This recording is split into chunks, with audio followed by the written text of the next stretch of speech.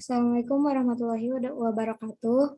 Kami dari kelompok 5 pada malam hari ini akan mempresentasikan materi tentang Judicial Review Omnibus Law yang beranggotakan Aji Santoso, Bintang Badriansyah, Eliza Nurfauziah, Mutiara Anissa, Nur Ramadini, Putri Nabita, Siti Inaya, dan Uswatun Hasanah.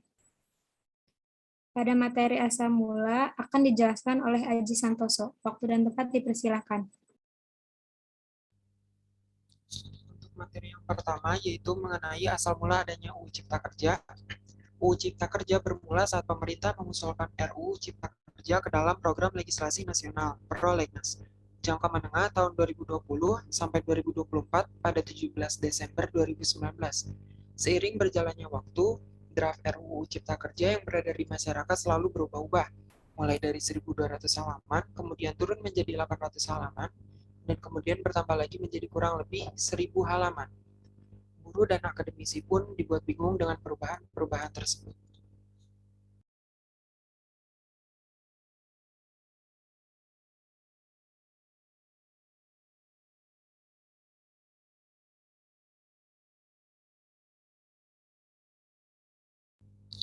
Selanjutnya dipersilakan kepada Mutia untuk melanjutkan. Kronologi Judicial Review Omnibus Law. Omnibus Law Undang-Undang Cipta Kerja sendiri berlaku sejak tanggal 2 November 2020. Setelah Undang-Undang Nomor 11 Tahun 2020 itu ditandatangani oleh Presiden Joko Widodo. Bahkan setelah disahkan, Undang-Undang Cipta Kerja dinyatakan bertentangan dengan Undang-Undang Dasar Negara Republik Indonesia tahun 1945 dan tidak mempunyai kekuatan hukum mengikat secara bersyarat. Setelah undang-undang tersebut berlaku, Aliansi Buruh yang terdiri dari Konfederasi Serikat Pekerja Indonesia atau KSPI dan Konfederasi Serikat Pekerja Seluruh Indonesia (Andigani), mereka menolak adanya Undang-Undang Cipta Kerja tersebut yang isinya sangat merugikan buruh.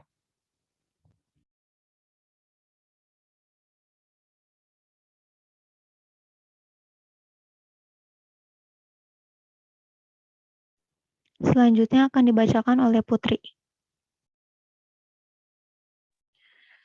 Mahkamah Konstitusi menolak permohonan uji materi Undang-Undang Nomor 11 Tahun 2020 tentang Cipta Kerja atau Omnibus Law. Mahkamah Konstitusi menilai pembentukan undang-undang tersebut tak berdasarkan Undang-Undang Dasar 1945. Kemudian memerintahkan agar Undang-Undang Cipta Kerja diperbaiki dalam jangka waktu 2 tahun. Jalan rancangan Undang-Undang Cipta Kerja berakhir dengan ketuk palu tanda disahkannya dalam sidang paripurna DPR yang digelar pada Senin 5 Oktober 2020.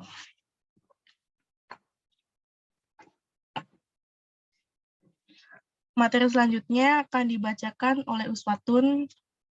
Waktu dipersilakan.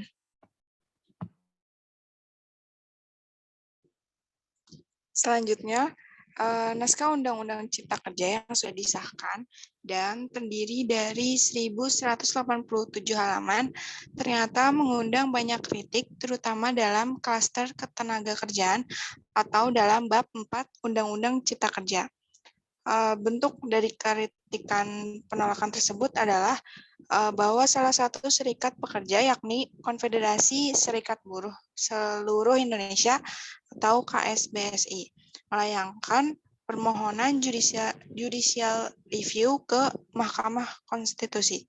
Permohonan uji material dan formil terhadap Undang-Undang Cipta Kerja terregistrasi pada tanggal 12 November 2020 dengan nomor perkara 103/PUU 2020. Yang selanjutnya materi akan dibacakan oleh Eliza.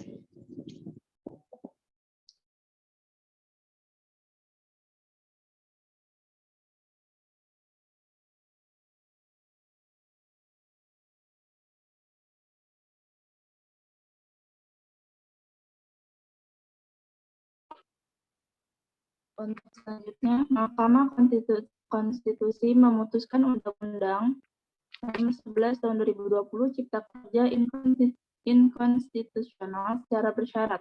Putusan itu dibacakan Ketua MK Anwar Usman dalam sidang uji formil Undang-Undang Nomor 11 tahun 2020 Cipta Kerja yang disiarkan secara daring pada tanggal 25 November tahun 2021 dalam pembentukan Undang-Undang Nomor 11 tahun 2020 tentang Cipta Kerja bertentangan dengan Undang-Undang Dasar 1945 dan tidak memiliki kekuatan hukum mengikat secara bersyarat.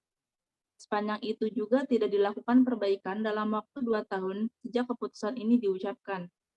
Mahkamah menyatakan Undang-Undang Cipta Kerja Omnibus Law Nomor 11 Tahun 2020 inkonstitusional bersyarat selama tidak dilakukan perbaikan dalam jangka waktu 2 tahun, tidak dilakukan perbaikan, Omnibus Law Undang-Undang Nomor 11 Tahun 2020 akan otomatis dinyatakan inkonstitusional bersyarat secara permanen.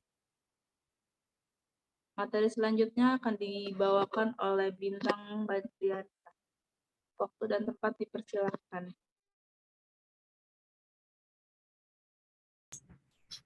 Pasal-pasal apa saja yang direvisi oleh Mahkamah Konstitusi? Sampai saat ini belum ada informasi yang pasti dan akurat terkait pasal apa saja yang direvisi oleh Mahkamah Konstitusi demi kepentingan politik. Melansir dari web resmi www.mkri.id, terdapat beberapa pasal yang diajukan untuk melakukan pengujian uji formil dan uji material. Salah satu perkara yang diajukan kepada MK yaitu perkara nomor 87 PUU 18 tahun 2020 yang diajukan pemimpin pusat atau DPP Federasi Serikat Pekerja Singapura Bangsa atau FSPS yang mempermasalahkan konstitusionalitas aturan perjanjian kerja antar waktu sebagaimana diatur dalam pasal 81 angka 15, angka 19, angka 25, angka 29, dan angka 44 UU Cipta Kerja. Baik, selanjutnya materi akan disampaikan oleh Aji Santoso. Waktu dipersilakan. Permohonan yang terregistrasi dengan nomor 101/PUU 18/2020 ini dimohonkan oleh Konfederasi Serikat Pekerja Indonesia (KSPI) yang mengajukan uji materi terhadap pasal 81, pasal 82, dan pasal 83 UU Cipta Kerja. Para pemohon menyatakan bahwa UU Cipta Kerja menimbulkan ketidakpastian hukum serta menghilangkan dan/atau menghalangi hak konstitusional para pemohon. Pemohon perkara nomor 3/PUU 19/2021 diajukan oleh pimpinan Pusat Federasi Serikat Pekerja Rokok, Tembakau, Makanan Minuman Serikat Pekerja Seluruh Indonesia FSP RTNM/SPSI pada pasal 59, pasal 61 ayat 1 huruf C, pasal 61A, pasal 164A, pasal 156 bagian kedua bab 4 UU Cipta Kerja. Dalam permohonannya, pemohon mendalilkan berlakunya bab 4 UU Cipta Kerja yang oleh pemerintah dan menjadi pengetahuan masyarakat disebut klaster ketenaga kerjaan dinilai sangat merugikan hak konstitusional pekerja atau buruh dan serikat pekerja atau serikat buruh yang diatur dalam UUD 1945. Materi selanjutnya akan dibacakan oleh Naya. Waktu dan tempat dipersilakan.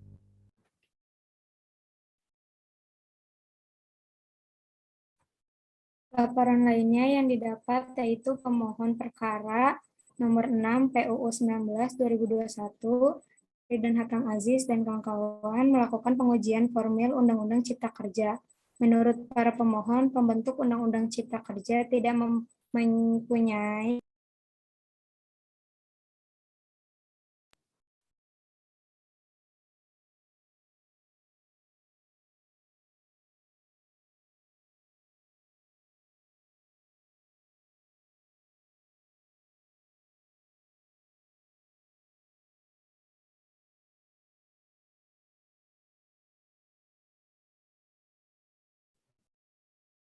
secara umum pembentukan UU Cipta Kerja ini cacat serta formil atau cacat prosedur. Untuk itulah dalam petitumnya, para pemohon meminta agar Mahkamah menyatakan Undang-Undang Cipta Kerja bertentangan dengan Undang-Undang 1945 dan membatalkan berlakunya undang-undang tersebut.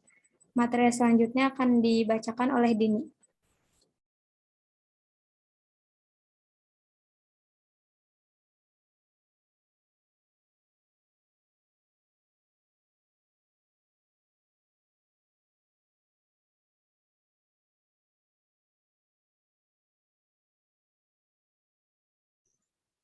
Terakhir, permohonan yang teregistrasi dalam nomor perkara 55/PUU 19/2021 ini dimohonkan oleh Yayasan Hutan Alam dan Lingkungan Aceh atau Yayasan HAPA. Menurut pemohon, penghapusan keterlibatan pemohon dalam memberi masukan pasal 25 ayat 3 Undang-Undang Nomor 32 Tahun 2009, namun telah diubah oleh pasal 22 angka 5 Undang-Undang 11 jelas merupakan kerugian atau potensi kerugian konstitusional pemohon untuk mencegah dan melindungi kerusakan proyek pembangun atau proyek skala besar yang wajib AMDAL.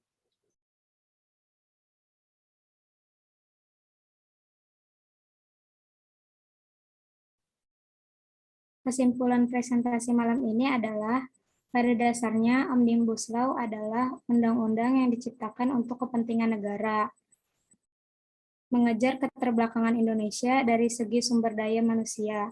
Meski begitu, proses pembuatan UU Ciptaker ini melalui tahapan yang cukup kontroversial karena satu dan lain hal yang menyangkut kepentingan rakyat.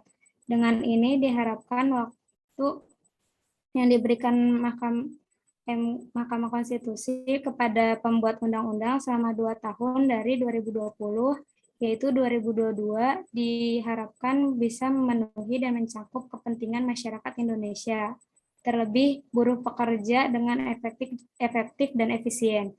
Sekian presentasi dari kelompok kami, kurang lebihnya mohon maaf. Saya sebagai moderator pamit undur diri. Wassalamualaikum warahmatullahi wabarakatuh.